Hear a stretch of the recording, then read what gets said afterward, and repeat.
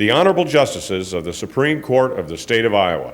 Hear ye, hear ye. The Honorable Supreme Court of the State of Iowa is now in session.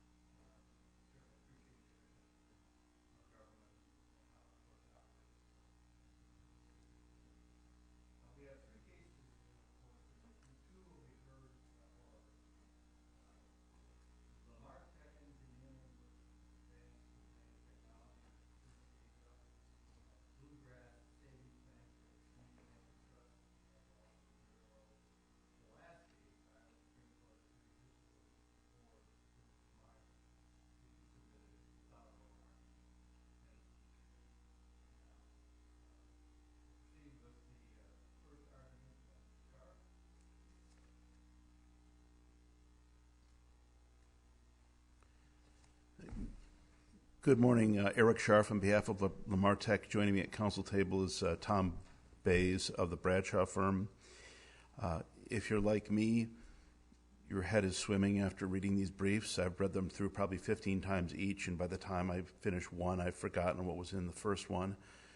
I'm going to try to narrow things down and focus on the two most serious departures from prior Iowa precedent. In the area of claim preclusion, there is a particular provision of the restatement, Section 26, that was adopted or reified in two decisions this court has already authored, Pagel and Noel. And that provision or that exception, special rule, applies only when cases are pending simultaneously. When that's the case, a party that wishes to invoke claim preclusion needs to object contemporaneously when the two suits are pending and seek a remedy. It's undisputed. So, I mean, the objection wouldn't have been an answer raising res judicata because at that point there wasn't any judgment in either case. So, what you're saying is you would need to have done what? What would the party have needed to have done? Let me correct one thing you're saying there. When you say an answer when there hadn't been a judgment. I guess in terms of the pure pleadings, yes, there hadn't been a judgment in both cases when answers were done. The exact contours of what needs to be done to object and what type of remedy needs to be sought aren't clear. It's going to depend upon the civil procedure remedies available to the parties and the exact procedural context. Well, I mean, you'd need to say something like object that there's a pending action already concerning this case, something like that, or at least raise that in an answer. Is that what you're saying? I don't think raising it in an answer is enough, first. But, yes, you need to object and say, you know what? We're being compelled to fight a two-front war, and we should really only fight a one-front war. But what's interesting about this situation is this isn't a situation where we're debating whether what ACT did was enough, because they didn't do anything. Nothing happens when the pendency of the federal suit is pending and the state's suit is pending. It's only after the federal suit ends in approximately May of 2018 that ACT jumps up and says, you know what, state court? We're going to seek to work claim preclusion, and we're going to say that everything had to have been raised in the federal suit. What would you have done differently had they objected originally or early on? It would depend upon the remedy that ACT sought, because it's not just objection. It's objection and seeking a remedy, saying this is really a problem. We're being forced to fight this two-front war, and we should fight a one-front war. What if they had said, we're in a race to judgment, and by the way, whichever court enters judgment first, if we win, we're going to argue that's res judicata against you. Then what would you have done differently had they told that to you sooner? I don't know, but I think it's fair to speculate or fair to assume that our counsel might have looked at the situation and said, okay, if this has to include everything, including what's being said in the state matter, let me back up. There really isn't anything we could have done, because what's happening in the state matter is the end user's defect claims, a company called HFCA. They're an Iowa corporation. Their claims couldn't have been joined in the federal matter because of the problem of diversity jurisdiction. So we couldn't have said, you know what, let's invite HFCA to the federal party. It wouldn't have worked. Would have destroyed diversity jurisdiction. But this is fairly academic because, again, there was no objection, no remedy sought at all. Wait a minute, though. Supposing there had been a contemporaneous objection, I mean, the question remains: what happens next? And if there's nothing that happens next, nothing available that happens next, why should the law hang up the judgment based on a notice that wasn't filed that would have had no force and effect? Because it puts us on notice that this is potentially going to be put in play as a res judicata or claim preclusion issue, for one thing. You would have litigated harder in the federal action? I don't know exactly what we might have done in the federal action, but the point is, Restatement Section 26, Noel and Pagel says, object, seek a remedy. And I guess if what you're getting at is maybe there's no possible remedy, so maybe you don't need to object. I don't know if there's no possible remedy. For one thing, ACT could have prevailed upon the federal court to stay the federal action and let the state action proceed first.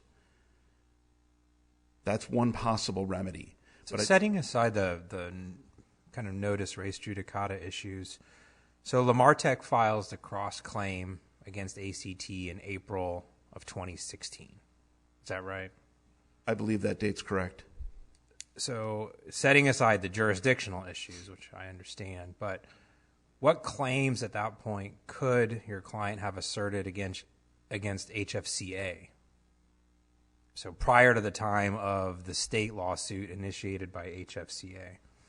Before HFCA put in play its claims for the end user defects, could not have asserted anything because this is an indemnity action, and the indemnity claims accrue upon liability being fixed either by judgment or settlement. Now, you can implead the indemnitor to help defend, but we are in a position of having to react to what HFCA does. These aren't our issues, these are HFCA's issues. When we turned over the conveyor, we lost control of it. We can't just go out and inspect it and say, gee, maybe there's latent defects popping up, so why don't we talk about those? That's for HFCA to do. Once HFCA does that, and the earliest point at which anything was made clear was June of 2018, when HFCA filed interrogatory answers explaining what defects it was claiming, because HFCA quite properly engaged in notice pleading, saying, we've discovered latent defects with the conveyor. They're not elaborated on. They're elaborated on in the interrogatory answers where they explain it's a classic type of latent defect, corrosion. They maintain that the electrical system and the steel components have corroded over time. So I'm trying to be responsive to your question here, and I think what you're asking is, what could we have done as early as, say, 2015 or 2016 about what HFCA might have, HFCA's eventual problems? And I think the answer to that is nothing. We couldn't do anything. It's up to HFCA to do that, and when HFCA does that, we're, of course, opposing HFCA's basic point. We don't think that there are problems with the system, but if there are, we think ACT should have to answer for those along with us. I'd like to, if possible, turn briefly to the second half of this, which is issue preclusion. Because issue preclusion is problematic in different ways. The compare and contrast here is that with claim preclusion, it's a very narrow, very specific rule for simultaneously pending suits. It doesn't happen very much. There's probably a total of 15 annotations in that. The converse or the opposite is true when you talk about issue preclusion, because issue preclusion is a very broad area, lots of case law. And what ACT is proposing and what ACT prevailed upon the district court to conclude is that the issue federally was a one contract, one suit approach where the federal court gave them effectively contractual absolution for anything that arose then and anything that arose afterwards. And there's two different ways of looking at that. That's a legal problem and it's a factual problem. Legally, I mean, let's try. Doesn't their argument on issue preclusion really maybe conflate claim preclusion and issue preclusion? That's what struck me as reading the briefs, because to say that whether your client breached the contract or not is an issue seems to me a very, very broad definition of an issue, and really kind of is talking about a claim. Isn't that right? Your Honor, that is spot on. And that is exactly where I was going with the concept of legally and factually.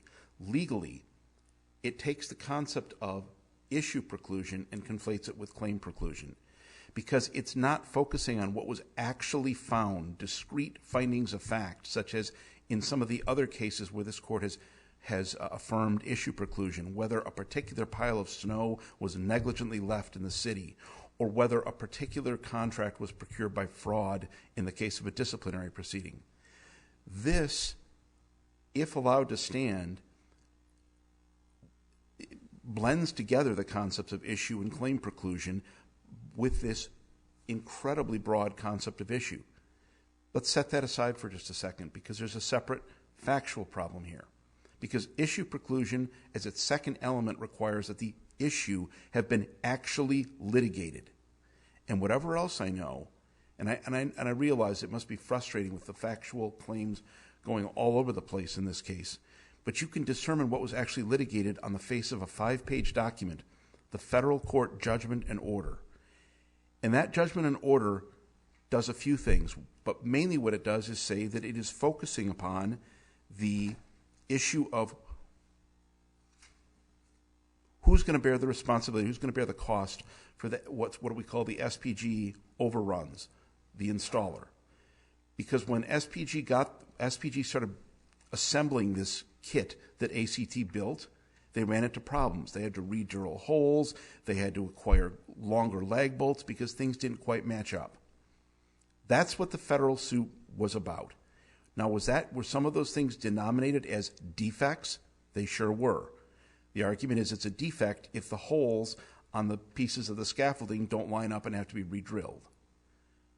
But it didn't focus on what HFCA is talking about, which are latent defects, long-term defects that arose later, and in particular, corrosion of the electrical system, corrosion of the steel structural components. So hypothetically then, what would a judgment in your favor, your client's favor, look like? Say, take one defect and a basis for indemnity that would be wholly consistent with what the federal court found. In other words, there wouldn't be an issue preclusion. And of course, that's what ACT is arguing, is that they would be inconsistent. They would not be. Give me an example of a judgment, hypothetically, that would be consistent. Certainly. Start with the first judgment, the federal court judgment. That is, ACT has to bear the cost, Lemartec has to bear the cost of what SPG did to field remediate and get the thing ready. So no question, that's already there. A state judgment is going to reflect who has to bear the cost of the latent defects HFCA identifies. So, for example, HFCA claims that the system corroded. Say the system had to be galvanized or something like that, or repaired to correct for that corrosion, and it cost $500,000. That's what HFCA paid out of pocket. Our argument, our judgment in our favor would be ACT has to bear the cost of that judgment, not us, because it's ACT's work at issue. ACT warranted it, and ACT needs to indemnify us if they did something wrong that caused the system to then. And I think their response would be, and maybe this goes back to the claim preclusion issue, that under no circumstances can ACT ever be held responsible. And that is the issue, the finding, that based on the contract between the parties, indemnity would never be proper. Is that right? And how do you respond to that? That is what ACT is arguing. This is not a situation where indemnity was rejected on a legal ground, such as we're not entitled to any indemnity. It was specific to the indemnity sought for the SPG defects. And what ACT wants to say is no, it's a broader holding that says we're not responsible for any indemnity or any defects because, in effect, our work was perfect. This is really what I call the one suit or one contract, one suit approach. If allowed to stand, it does severe damage to settled expectations of commercial parties with regard to indemnity and warranties.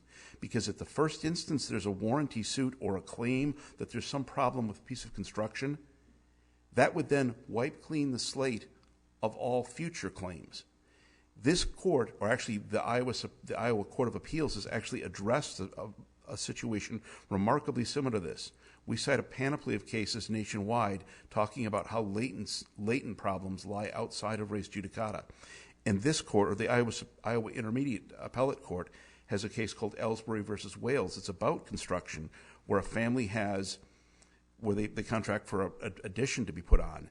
They first sue for a relatively minor problem in the hardwood flooring. Then they discover larger term latent defects later on and have to come back into the general civil division and bring a broader suit about 2 years later. The contractor argues res judicata. The trial court dismisses. The Court of Appeals reverses, and they do so. They acknowledge pretty much exactly what we're trying to argue, saying we cannot conclude as a matter of law that the claims at issue here arose out of the same transaction merely because they arose under one contract. Mr. Scharf, you can wrap up, please. Yes. If affirmed, this decision is a manifest departure from existing Iowa law, the restatement, and nationwide law on latency, and would upset settled commercial expectations of the ability to rely upon warranty and indemnity. Thank you. Mr. Castor.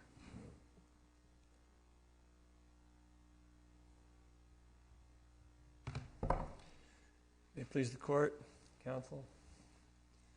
First, let me say what an honor it is to be here. It's been a long time since I've been in the building. Let me start, though, by talking about the case that I tried about 1 mile in that direction in the federal courthouse, because I think it's important to know what our claims were that were tried and concluded. First of all, ACT's contract with Lemartec was not a construction contract. It was a contract for the sale of goods. This was a case that was, on Lemartec's suggestion in its briefing, determined by the UCC. And the federal court took Iowa Uniform Commercial Code statutes into consideration when it made its decisions. The purchase order was the first of the claims and or issues that we tried over there that would have to be retried if this case were given to the state court again. And the purchase order, the federal court took evidence about what the terms of the purchase order were.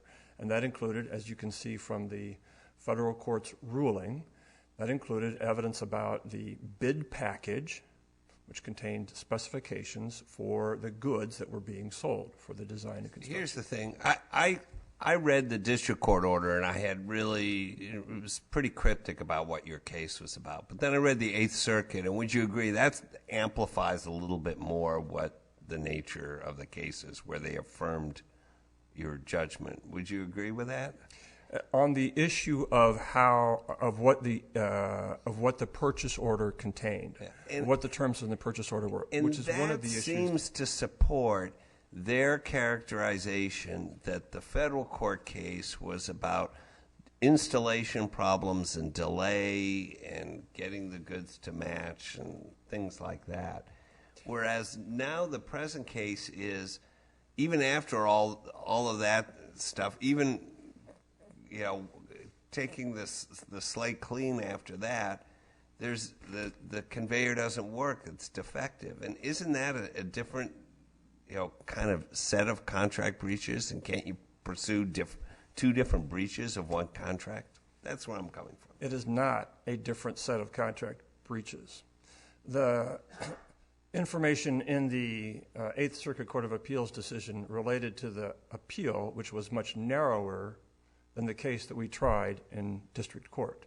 In district court, we tried the issues that we, ACT, brought, which were for breach of contract by Lemartec and required us to prove that the goods conformed to the contract.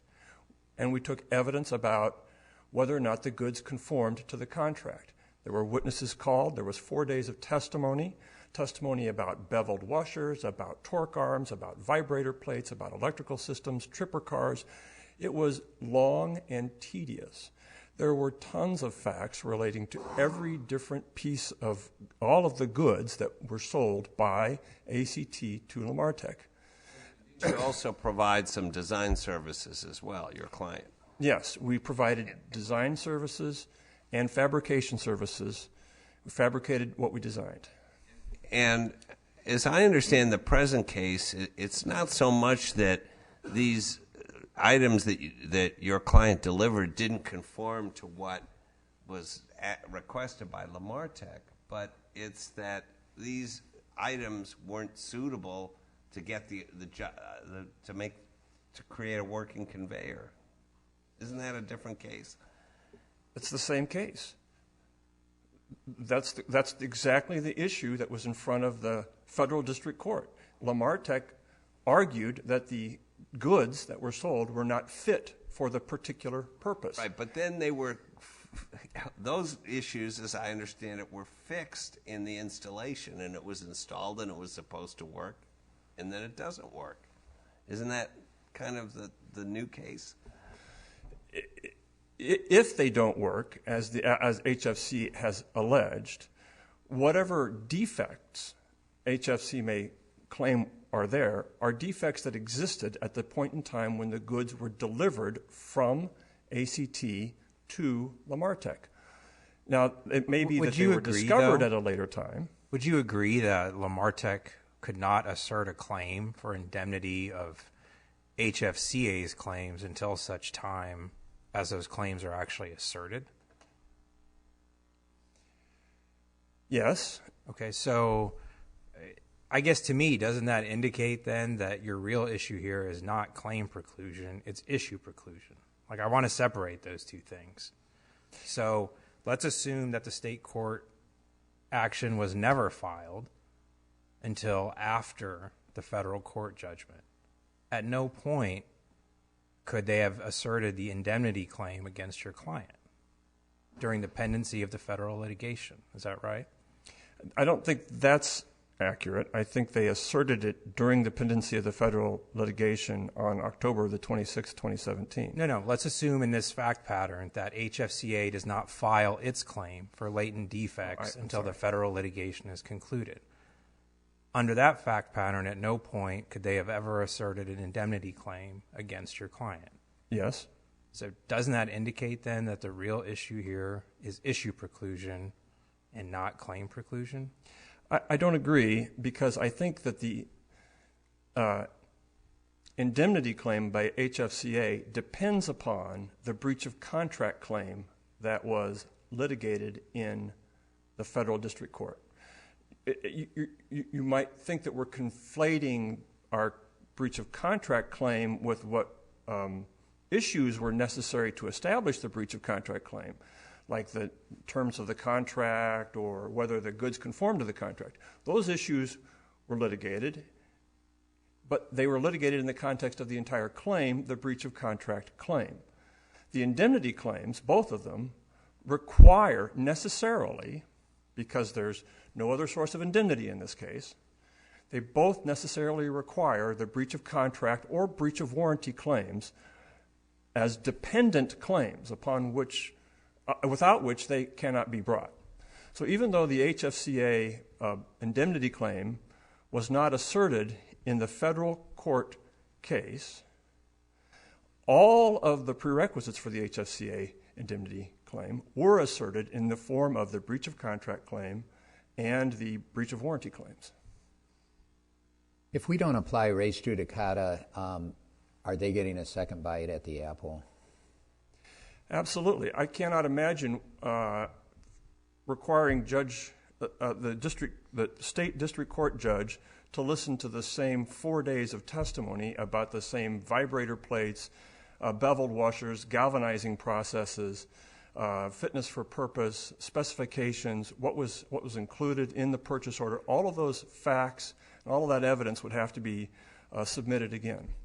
And I might point out, too, one other... Can I go back to that, and maybe you address it? I'm not sure I understood your distinction. So, as I understand it, the rule against claim splitting is one that encourages a litigant to assert any claims they have or they might have at that time. So, from Lemartec's perspective, a claim for indemnity from HFCA's claims is wholly contingent on what HFCA does. So they can't assert a claim for indemnity until that claim is asserted. And you keep saying, well, we're litigating the contract, which I understand is your position, but to me that seems like issue preclusion and not claim preclusion. I mean, you're talking about fact findings that should be dispositive in this litigation because they were found in a prior litigation, and that's not claim splitting, that's issue preclusion as I see it, and maybe I'm not understanding the distinction you're making. Well, that question has now moved from the hypothetical, what happens if HFCA's claim wasn't ever asserted, to what actually happened. And what actually happened is that Lemartec asserted as its prayer for relief in both the federal case and in the state case at the same time, the same prayer for relief. They wanted compensation for Lemartec's damages. Read the prayer for relief in the appendix. That's in the state court claim and compare it to the federal court claim. I agree that prayers for relief, but I'm still more interested in what you started with is, what's the difference between the case you tried in federal court and the case that as of now you don't have to try in state court.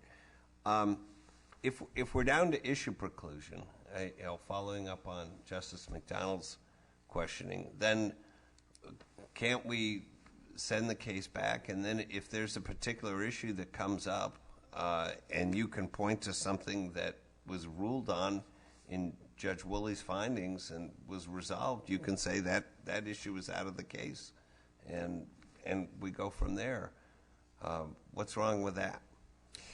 They've had the opportunity to point to an issue that has not been resolved, and the district court in the state case, in affirming the motion for summary judgment, said that there are no issues that have not been resolved. This gets back to the concern that maybe defines issues so broadly. I mean, the issue has to be something more narrow than has the contract been breached or not, right? Well, and we tried it. We tried very narrow issues about whether the goods conformed to the contract. And the court found in summary fashion, the federal court found that the goods conformed to the contract, but it was based upon evidence of individual components and the testimony of various individuals who knew or understood those individual components. But the fact that the goods conformed to what Lemartec ordered doesn't necessarily let your client off the hook if Lemartec could prevail on some kind of express warranty or implied warranty or some other kind of theory that even though they conformed to what was ordered, they were nonetheless not suitable for the ultimate purpose, or they were made poorly and then didn't last, which is another allegation they made. Isn't that right? They did in the federal court case claim that the goods did not conform to the particular purpose, and they made these implied and express warranty claims in the federal case, and those claims were resolved on specific issues where the court determined that the goods conformed to those implied warranties and the express warranties as well. Did your federal court trial include claims that there was this latent corrosion to the electrical system? They included claims about the electrical system, about the bucket elevator. The word corrosion does not appear in the federal court transcript, but the word galvanizing does, and the process of galvanizing the steel components was an issue that was resolved and related to the claims that were being made in the federal court case. Does this case have some parallels with the Pavone v. Kirk litigation, where there was this overlapping separate lawsuits arising out of alleged breach, and then some separate damages in the second action, and we held claim preclusion? Absolutely. Yeah, I would say that it is spot on. Well, here's what troubles me. I mean, it seems that you're asking a party to pursue ghosts in the federal litigation. You had specific claims that were made, and they tended to be pre-installation claims, I think. You push back if you challenge that. But does a party have to say, well, there might be future indemnity claims, and it might involve galvanization, it might involve all this kind of stuff. We better do all kinds of discovery. We better pursue, even though nobody's raising any of these claims, we better go all the way down and look for every conceivable way in which the conveyor belt might be dysfunctional. Or do we focus on the claims that are raised? I mean, I suspect, in fact, I'm pretty confident, that there were some issues maybe that were decided in that federal litigation that may well be dispositive. That's what Justice Mansfield suggested maybe. But the basic gist of the claims strike me as being different. And ordinarily we take a kind of a pragmatic view to all these doctrines. One thing I got out of all these cases, it's kind of hard to line them up, but the bottom line is we try and be pragmatic. We say we value efficiency and we don't want to have multiple litigation and so forth. On the other hand, we want to give parties a fair chance to advance their claims. But I will just tell you, I am struggling with the notion that this is really one separate issue and that they've had their fair shot on the second claim. If I could get a little extra time to respond to that. Okay, so they've created two false dichotomies to distinguish between the issues in the federal case and the issues that they now claim are different in the state case. The first false dichotomy was based on a difference between a delay case and a defect case. We disabused them of that notion in our resistance, or our reply to their resistance to the motion for summary judgment, and the district court agreed with us on that. They have now changed their approach to distinguishing between the issues in the federal case and the state case, and they are focusing instead on the difference between pre-completion defects and post-completion defects. But the phrase post-completion defect is not a legal term of art, and it's a little bit of an oxymoron. The defect is not measured by, in this case, governed by the UCC, it's not measured by anything other than whether the goods conform to the contract at the time that the goods were delivered. And we put on evidence about the delivery of the goods, the failure to object to the goods at the time that they were delivered, except in certain circumstances where those failures were cured. So those issues were covered. Bailiff, give the other side an extra minute in rebuttal since we went over. Thank you. Thank you, Your Honor. Thank you.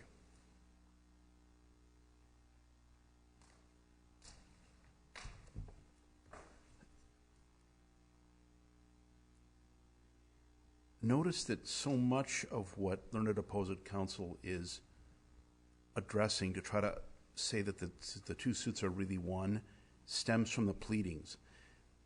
Mr. Castor emphasized the idea of the prayer for relief. In our reply brief, the very first thing we did was we had an overarching section that dealt just with the issue of whether these two cases are identical or the same. And we went through and we block quoted or quoted repeatedly what we asked for in federal court. And we asked over and over for the exact same thing. I think the number is $186,000 for what we had to pay SPG to do field remediation to be able to turn the system over. That's what was tried in federal court. And this court has a long line of precedent rejecting the notion of looking to pleadings because Iowa's a notice pleading state and you don't know where things are going. And Justice, your comments about what could be done if we strayed from this and sort of backslid and tried to introduce the pre-completion or the SPG issues in the state court, So we show up in state court and we say, you know, there's another defect here. When the stuff got to the site, the holes were drilled wrong and we had to spend more money to do it, Judge. At that point, are we impinging upon issue preclusion? We sure are. That is issue preclusion. And if we do that, ACT is fully entitled to seek a directed verdict or summary judgment on that particular issue, but not on an issue as broad as, is everything perfect for all time? Basically, we have contractual absolution. Learned opposing counsel keeps saying, well, the goods were conforming at the time. If that argument's effective, that can be raised anytime there is a suit about delivery of a product or a service or really anything. Hey, you had a chance to litigate this. It was turned out they were conforming. Ergo, the indemnity and the warranty for things happening days, weeks, years, decades later is wiped out. That's the problem with this ruling. That's the level of danger that it imposes to the settled expectations of commercial parties and their ability to rely upon warranty and indemnity. But I also want to speak directly to Pavone, because Pavone, it's critical that you understand the distinction between our case and Pavone, because Pavone does indeed prevent using claim preclusion, which again in this case is waived anyways, but Pavone gets at claim preclusion where somebody says, you know what, you're breaching our casino management contract and we want $10 million in damage. We get it. 2 years later, you know what? We discovered there was more extensive contracts that we could have or should have gotten to add to and augment that $10 million in damages. The breach is still the same, but we want to pile on more damages to the already existing breach. You cannot do that. There's a restatement section directly on point that governs repudiated contracts and the concept of total breach or partial breach. In a repudiated contract, you must sue for everything all at once, and you can't do it piecemeal. That's the restatement. Pavone applies it. Ours is not a case of repudiation. Were it otherwise, everyone would say, well, gee, we repudiated our contract, so therefore we don't have to honor our warranty. That doesn't make sense. Pavone doesn't apply in our setting that is not a repudiation setting. What I didn't see in the Pavone opinion was this argument that, hey, you didn't object in the earlier case. Was that just not raised by the parties, or? It's because the cases weren't simultaneous. That's what's so unique about this is in the vast bulk, probably well in excess of 99% of cases, res judicata arises serially. We start with one case here, it's litigated, and a year or two later, someone brings another case. The restatement section 26, Pagel and Noel cases, only apply to the narrow circumstances where both cases are pending simultaneously. In that situation, you need to object and seek a remedy before you're... Wasn't there an overlap in the Clinton and Emmetsburg cases in Pavone? Weren't they pending simultaneously, and then the Clinton case was resolved later? Your Honor, you've caught me flat-footed. I don't know for sure. I thought that it was a matter of a year or two between them. I thought one case went to judgment, and then later they discovered something, because I thought there were arguments about things like reopening the judgment or fraud in that process, but I'm not sure. It's possible they were, and it's possible nobody raised the simultaneous suit rule. Honestly, I just about fell out of my chair when I found the section of the restatement that addressed this, and I said, I'm stunned that somebody has taken the time to spill ink on such a narrow occurrence of the simultaneous suit rule. But it wasn't applied in our case, and it should be. But going back again on this issue of pleading, so much of what learned opposing counsel is basing his presentation on is parallels in the pleadings. There are only so many ways to plead indemnity, warranty, breach of contract. What matters is the underlying liability. And that here is different. And throughout their briefs and throughout learned opposing counsel's presentation, what I haven't heard is any effort to grapple with the problem of latency. I again maintain that this decision, if affirmed, does incredible damage to the settled expectations of commercial parties to be able to claim for latent damages. Because like in the Ellsbury decision, where somebody had a small suit about an addition and later found an additional latent problem, if you affirm, you're essentially putting everybody in jeopardy to lose any claim for latency. The last thing I want to comment on is... Please, you need to sum Sorry. up. Please sum up. Thank you. Right. The federal judgment did not deal with the latent issues. The word corrosion is never there. I think that was conceded. If you read that federal judgment, the issue of corrosion and HFCA's end-user defects were never put in play. We deserve the chance to have that put in play and have ACT answer for the fact of whether or not the system has held up over time. Thank you.